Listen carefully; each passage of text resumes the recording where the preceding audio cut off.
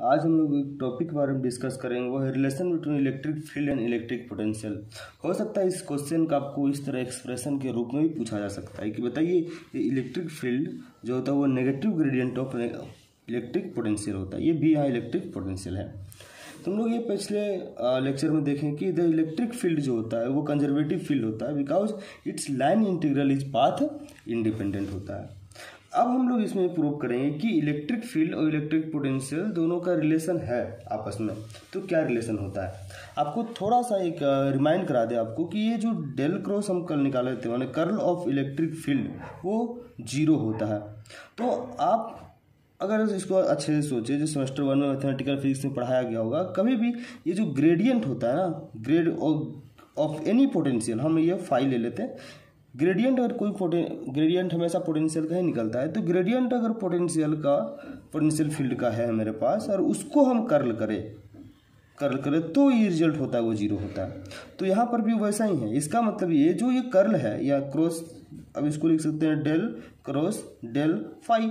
तो ये डेल तो कर्ल को बता रहा है, क्रॉस प्रोडक्ट, ये डेल फाई है, ये डेल फाई मेरा ग्रेडियंट को बता रहा है। इसका मतलब ये तो स्केलर क्वांटिटी होता है, इसका मतलब ये जो है ये पूरा ग्रेड फाई को बताएगा और ये तो कर्ल अपना है ही।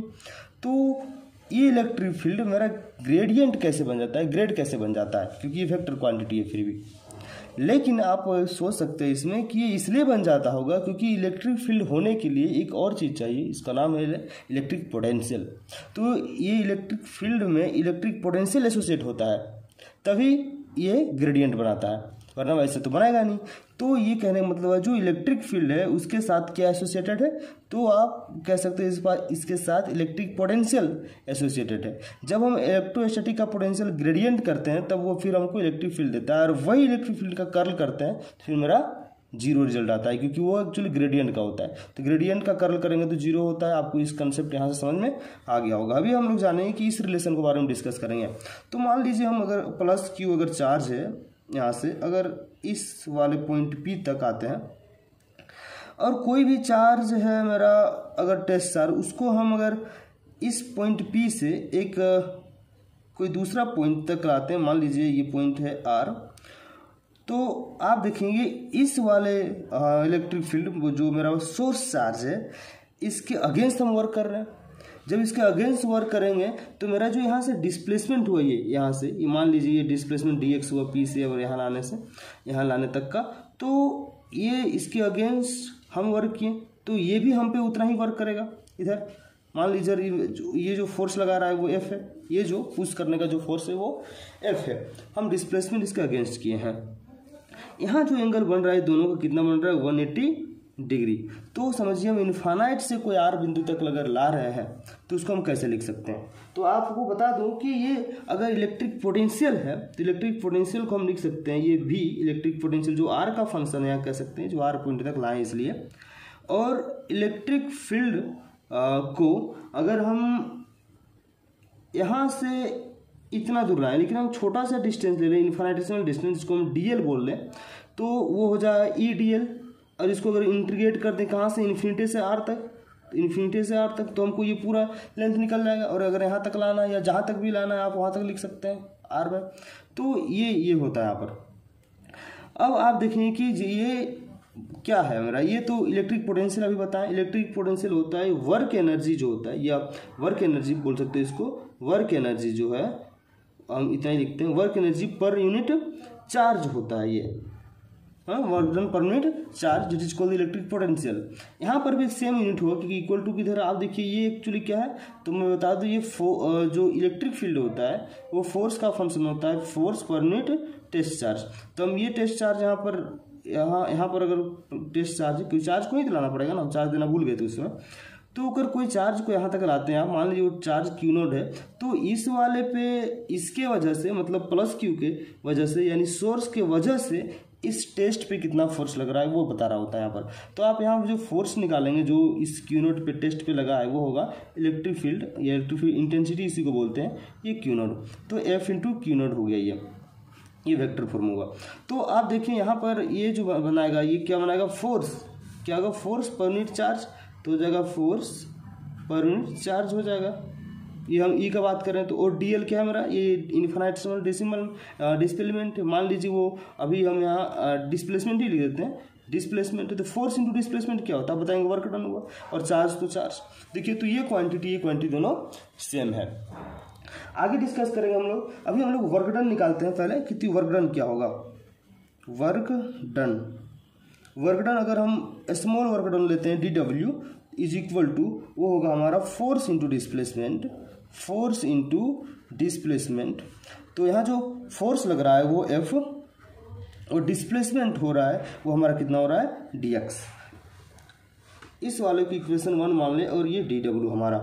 अब क्या करेंगे यहाँ पर, अब हम लोग एक और क्वांटिटी निकालेंगे जो इसी फोर्स से रिलेटेड हो, जैसे कि हम यहाँ पर जो लिखे हैं वैसी को। तो अल्सो करके लिखिए आप कि F इक्वल टू मेरे पास जो है वो E इंटू एफ ये क्यू नोड होता है। अब इक्वेशन 2 मानकर ये दोनों को यूज करके आप एक रिलेशन बना लें। रिलेशन क्या होगा कि पुटिंग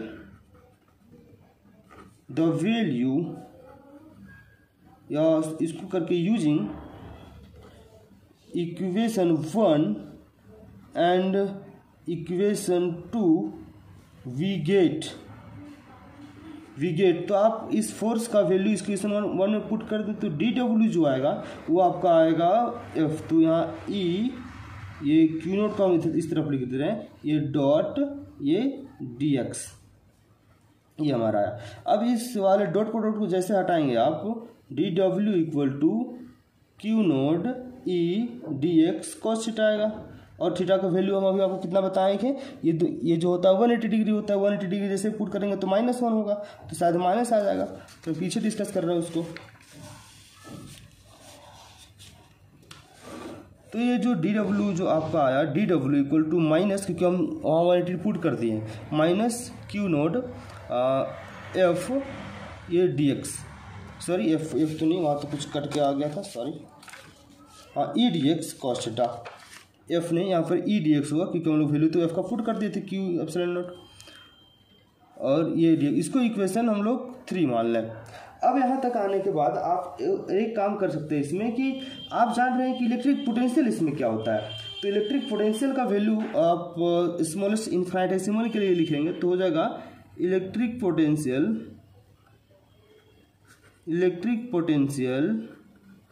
V इक्वल टू हो जाएगा फोर्स पर यूनिट टेस्ट चार्ज। ये होता है sorry work energy per unit test charge. तो अगर हम स्मॉल वर्क एनर्जी ले या वर्क डन ले तो स्मॉल पोटेंशियल होगा। तो आप यहाँ से dw का वैल्यू निकाल लें, देयरफॉर dw इक्वल टू क्या हो जाएगा q naught dv। Equation 4 using equation 3 and 4, using equation 3 and 4 we have जब ये दोनों को पुट करेंगे तो ये दोनों इक्वल है, dw इक्वल टू ये और dw इक्वल टू ये, तो आप दोनों को इक्वल लिख सकते हैं। तो q naught dv is equal to minus q naught E dx।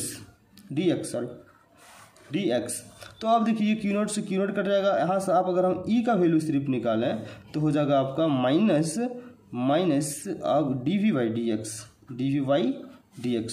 तो आपको यहाँ पर ये मिल गया। जो इलेक्ट्रिक फील्ड होता है वो क्या होता है, आप बोलेंगे ये तो डिस्टेंस का ग्रेडियंट है ना, कि x के साथ तो चेंज हो रहा है ये। तो जो x के साथ जो चेंज होता है उसको क्या बोलते हैं, ग्रेडियंट बोलते हैं। यहाँ पर अगर आप दूसरे in form of another form कब बोल सकते हैं इसको, अनदर फॉर्म मतलब आप डेल के फॉर्म में लिखेंगे तो ई वही हो जाएगा ई। तब ई अगर आप लिखेंगे यहाँ तो अब आपका आएगा ये del d by d x है। तो डेल तो होता है, जो ये डेल होता है वो d x d y d z सबके लिए होता है, तो माइनस हो जाएगा और ये हो जाएगा डेल और ये पोटेंशियल भी आएगा बाहर, ये आपका आ जाएगा। आपको ये डेल कैसा है, क्योंकि इसी को हम एक अनदर कोऑर्डिनेट में लिख रहे हैं, कार्टेशियन कोऑर्डिनेट में, या फिर आप बोल सकते हैं कि ऐसा कोऑर्डिनेट जिसमें वो एक्स वाई जेड तीनों एक्सिस आ जाता हो। एक्स ये जेड एक्सिस है, ये अगर एक्स एक्सिस है, ये वाई एक्सिस, तो ये तीनों एक्सिस आ जाता है। इसका आई ये जे और ये के हो तो इस वाले डेल का फॉर्म होता है। तो आप यहाँ पर कह सकते हैं कि ये जो ग्रेडियंट है वो इलेक्ट्रिक फील्ड का फंक्शन होता है। तो आप यहाँ से ये देखिए, और ये माइनस साइन ये बता रहा होता है कि हम हमेशा जो वर्क डन होता है वो उसके अगेंस्ट होता है, जो सोर्स चार्ज के अगेंस्ट होता है ये। क्योंकि हम इस तरफ अगर आपको दिखा दूँ थोड़ा सा, कि आप यहाँ देखेंगे कि हम ये जो टेस्ट चार्ज को इधर ला रहे हैं तो ये फोर्स ऑपोजिट लगा रहा है, इसके अगेंस्ट वो माइनस साइन ये बता रहा होता है। और दूसरे बार में ये दूसरी तरह से बोल सकते हैं कि इसमें वर्क में एनर्जी वेस्ट हो रहा है, तो वेस्ट हो रहा है तो एनर्जी का लॉस हो रहा है लाने में, तो वो भी माइनस साइन बता रहा होता है। तो आपका जो इक्वेशन है यहाँ तक ये कंप्लीट हो जाता है। Thank you.